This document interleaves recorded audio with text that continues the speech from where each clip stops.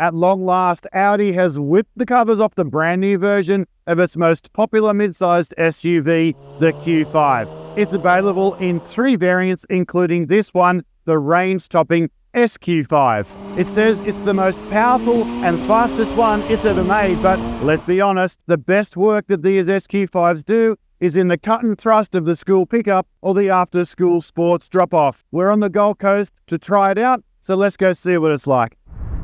The SQ5 TFSI Quattro sits above the 2 other variants in the Q5 lineup, the front-wheel drive Q5 TFSI petrol and the Q5 TDI Quattro all-wheel drive diesel. The SQ5 is powered by a 3-litre 6-cylinder turbocharged petrol engine and makes 270 kilowatts of power and a handy 550 newton meters of torque. Not surprisingly, in this day and age, it's also equipped with hybrid electric technology.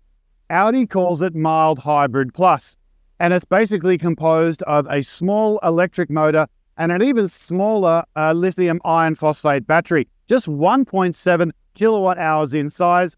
It's about the size of a large house brick. Audi says that it reduces emissions and also improves economy. Just don't expect it to drive any distance at all on EV power alone. What it does do, though, is add a little bit of spice to the acceleration, and it also adds that regen braking or one-pedal braking system, which is really helpful around town. Audi has gone the twin dashboard screen route with the Q5 range. And in actual fact, the SQ5 has a third passenger screen if you really want to scare the wife with how fast you're going.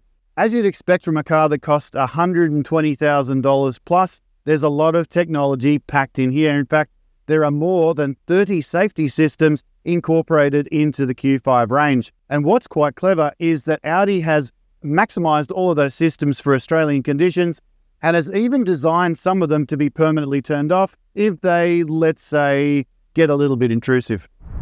Now, bear in mind, this is still a mid-sized SUV, so the second row is always going to be the domain of the younger kids or younger teens. These seats are pretty cool. You can actually slide them back or forward up to 10 centimeters, and the backs can be reclined as well, which is really handy. Now, if the kids need to recharge their devices, the SQ5 actually comes with high-powered USB ports, so they'll be tick-tocking again in no time. Out on the road, the SQ5 has plenty of visibility, and it's a really easy car to drive, as you could imagine.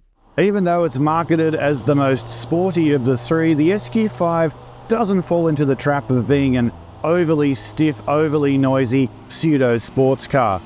Nothing too unfamiliar. The new dashboard arrangement of screens, nice and easy to see. They're not too large, and they're within arm's reach if you need to operate any of the functions. What I also love is that some of the climate controls, while still touch button, are actually highlighted permanently down the bottom of the screen, so they're easy to access.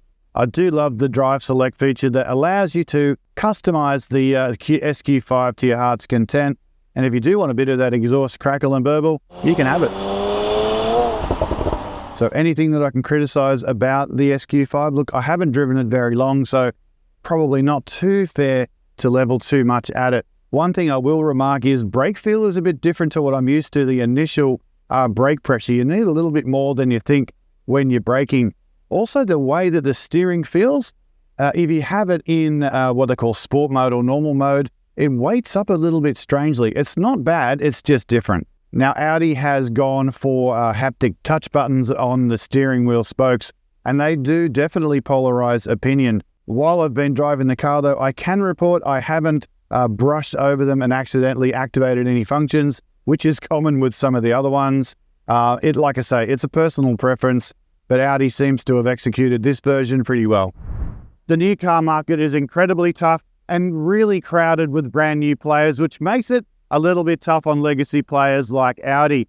And I wonder if they've gone a little bit too conservative with their new mid-sized SUV. The SQ5 drives brilliantly, does everything right, and will do a fantastic job of looking after your family, but I wonder if they've left a little bit on the table when it comes to interior and exterior design. This is only a very brief drive of the SQ5, and I do look forward to taking it out in the weeks and months ahead, and you can read all about that on carsales.com.au.